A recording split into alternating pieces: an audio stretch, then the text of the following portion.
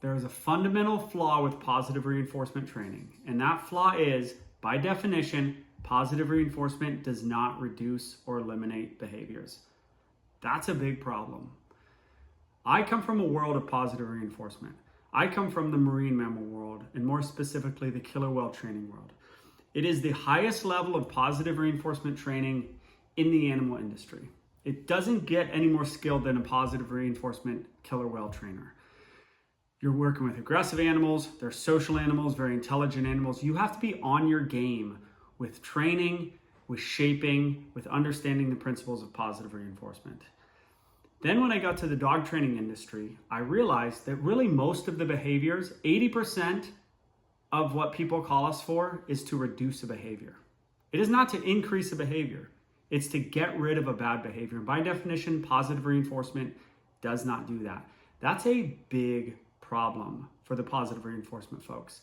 So what happened was they also changed their name. They realized that positive reinforcement wasn't the best kind of term for their type of training. So they changed it to force-free training. There's another one now, I think it's called progressive dog training. But they all have the same problem, and that's the inability to get rid of a behavior. People call me for 6 main reasons. They call me for potty training, jumping, loose leash walking, leash reactivity, and then the 6th is aggression. Only one of those, that's the main 6. I call it the big 5 plus 1, aggression being the plus 1. Only one of those can significantly be helped with positive reinforcement, and that is potty training. The others require punishment. Now, if you ever hear me say punishment, me looking at my kids like this is punishment. And turning a shock collar up to 100 and lighting a dog up with severe pain is punishment. They're both positive punishment. Positive meaning to add. Shock collar training is positive punishment. No one ever says that because people get confused by the terms.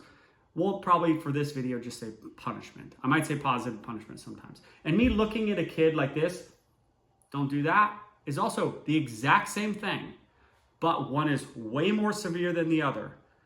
So this term punishment, positive reinforcement trainers are like, don't use punishment, but they actually use punishment, okay? You want to train leash walking, treat, treat, treat. Then when the dog goes to the end of the leash, they stop and be a tree. And guess what the dog does? It hits the end of that leash. Bink. That's punishment. They are fully using punishment, but they don't say it. So how you get rid of a behavior is by using punishment. Now, the positive reinforcement folks, they tried to get around this. They kind of said, okay, we don't have a way to get rid of behaviors, and that's 80% of the industry. The clients call for getting rid of behaviors. So what are we going to do? Okay, so they learned through conferences and books from the marine mammal folks who came over. By the way, the marine mammal folks are not good dog trainers.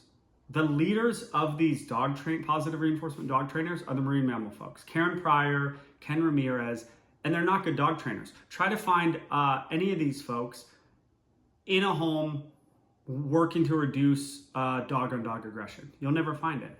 Yet, that's the industry. How about leash reactivity? That's what people are calling about. People don't call dog trainers for sits and downs.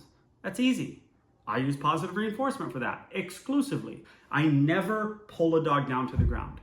It doesn't work. Plus, it's so easy to use a treat. It takes time sometimes with down or sit. I never push a dog's butt down.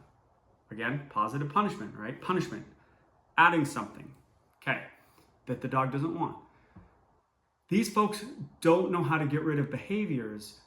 So the marine mammal folks said, okay, you guys should use something, and we use something, being the marine mammal folks, something called DRO and DRI, differential reinforcement of other behavior and differential reinforcement of incompatible behavior. And what that means is a big fancy word that means we're gonna reinforce them when they're not doing the behavior we wanna reduce. So we're not gonna punish the bad behavior, we're just gonna reinforce everything around that behavior.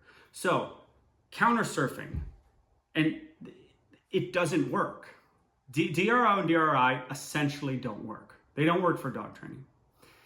Counter surfing, Reinforce the dog when it's not counter surfing. The problem is counter surfing is highly reinforcing just to get up and look on the counter, because one, the behavior is on a variable schedule of reinforcement, meaning the dog every once in a while gets a piece of chicken, and the dog just getting up there and smelling the food is reinforcing. So reinforcing them not jumping on the counter will never stop the jumping on the counter, because the reinforcement for getting up there is greater than the reinforcement they get when they're not getting up there. I don't know how many people have been in my dog training class and they said, we took this other class, all positive, Petco, PetSmart, whatever, and my dog was barking uncontrollably, and all we were told to do is either distance themselves from class or take a treat and lure the dog. And I use luring for downs and sits. I use luring, moving the dog with treats. Lure the dog over to me. The problem with that is the inherent reinforcement of barking at another dog. It's already reinforcing. And it's a double whammy, because the dog goes bark, bark, bark. I'm getting this barking out of me. It's making me feel good, and I'm getting a reaction out of that dog. And then mom lures me, I get a treat, and then I go back to barking. It's terrible. Or creating distance in class. I create distance too in a dog training class, but it can't be the only thing, because that's not the real life. Walking down the street and just avoiding dogs on walks, that ain't real life. Clients are not paying dog trainers for things they can't do in real life. Clients want to get to a normal place, and positive reinforcement doesn't allow that. Positive reinforcement also takes a ton of skill and time. No method can require constant monitoring of your dog. Positive reinforcement trainers have done a really good job of subtly blaming their clients. They've done a really good or bad job, the way I look at it, of blaming their clients. Yeah, that would go away if you just always had treats on you, or if you just tether your dog to you, or if you did you read that book that I told you to read about positive reinforcement, or watch that YouTube video? Clients have lives. They can't carry treats all the time and look at their dog all the time. They have jobs and kids and activities. They need answers. Now, and punishment is generally the answer. Again, when I say punishment, here's how this works, okay? There's a continuum. There's neutral. Let's take counter surfing, for example, jumping up on the counter, okay?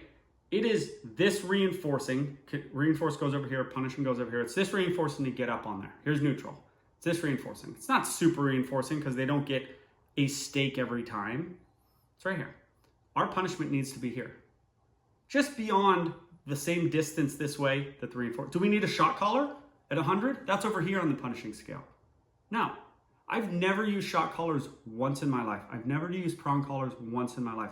And I never will, because you need to find where that punishment is and just make it a little more punishing than the behavior is reinforcing. That's the key to dog training, okay? That is the key. You don't need to go nutty with this punishment. You just need to go a little more than the behavior is reinforcing. I'll take any situation. My big five, remember my big six. Jumping.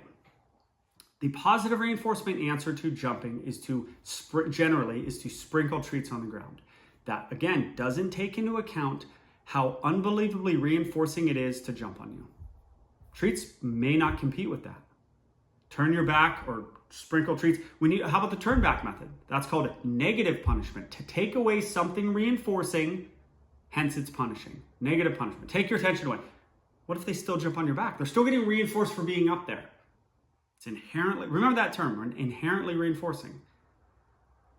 So how about if you just walk in, I do the shed method. Walk in, give them a little hip check, give them a little knee check, then when they sit, give them love. That's my method. With no reinforcement, no looking, I keep walking. I don't turn my back. I want to change as little as possible.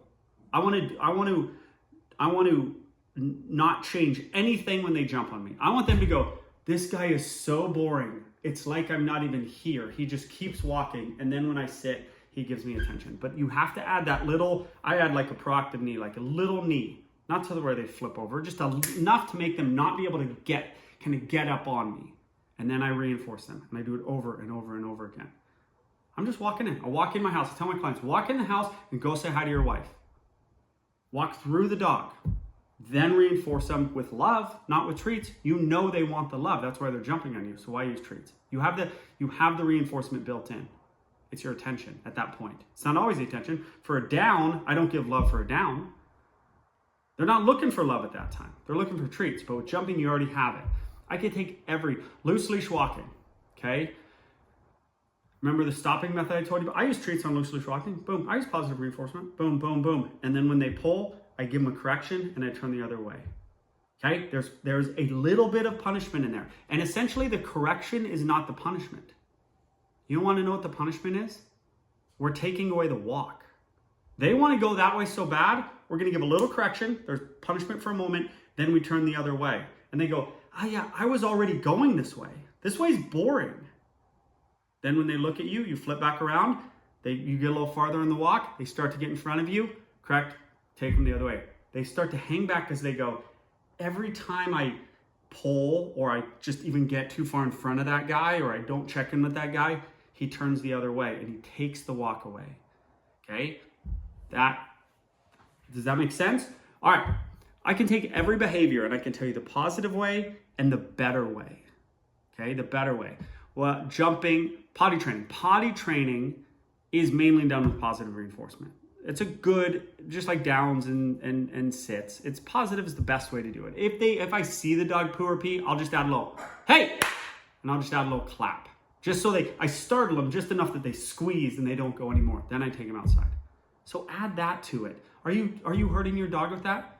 No, you're absolutely not. Don't let anybody tell you that clap injured your dog. You play with your dog all day, especially as a puppy. You can do that. You add to the bank. Right? A lot of reinforcement in life. Kids are the same. A lot of reinforcement, you can take some out. You can withdraw every once in a while with punishment. Okay? Come. How about come? I use treats for come. My first way to train a come is with treats. You come to me, you get jackpotted. Okay? But there is a moment, them running out of your house and running out on the street, treats don't compete. You know this if you're watching this. Everybody knows this. That's why people call me. Okay? So, I use a long leash. At 15 feet on a 20-foot leash, I say, come. They say, no thanks. I'm not on a leash because I'm 15 feet away from you. They don't really know they're not on a leash. They hit the end of the leash. Then they come back. Then I treat them. Unless I have to reel them in. If I have to reel them in, they never made a choice to come to me. But if they hit the end of the leash, bink, then they come back, I'll still treat them because there was a choice in the matter. I reinforce choices and I punish choices. Okay? And then eventually, I also do the go get method where I'm coming to get you. There's no getting out of this. Okay? And that verges on sort of punishment, but it also verges on some dominance stuff, which is very real. These positive reinforcement trainers that I talk about, by the way, they don't use positive reinforcement in their own life. They're the most angry people I've ever seen in my life. They tried to destroy and ruin Cesar Millan's life because Cesar Millan got methods where they couldn't. They were and still are absolutely brutal. If you get online and you cross them, they are brutal. Go to this Facebook page called Modern Dog Training and type in anything that goes against their ethos or whatever. You will get wrecked. They are angry people. So, because they don't have answers and they know they don't have answers. Okay, and there's a better way out there.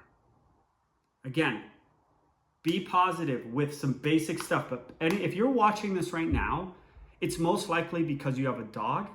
And if you have a dog, you most likely have problems you want to go away. Positive reinforcement is not going to do it.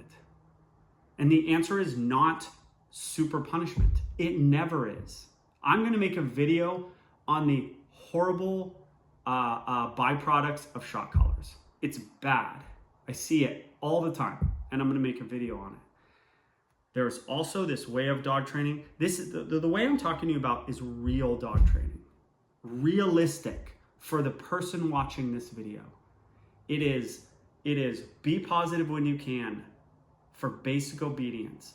And then, but there is a moment when you see a behavior that is unacceptable, that there is punishment applied in a timely manner, and the punishment just barely goes beyond what the reinforcement they got for that behavior. Now, this is hard with complex aggression, for example.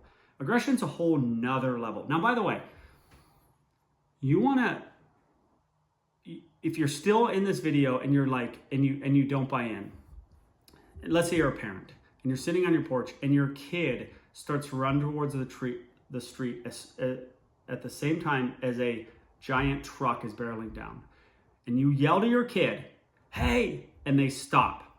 Do you just calmly saunter over there to your kid? No, no one does that. Your kid almost just died. And guess what you do? You run over there and you grab him and you go, "Never do that again." And you apply all this punishment. Kid probably starts crying, to be honest with you. So it's a lot of punishment. Every single person watching this does that exact same. Why do they do that? Because they understand the power of punishment to stop a behavior.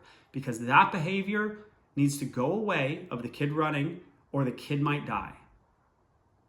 Everybody does what I just said. Every human being. Because they understand the power of punishment to reduce a behavior.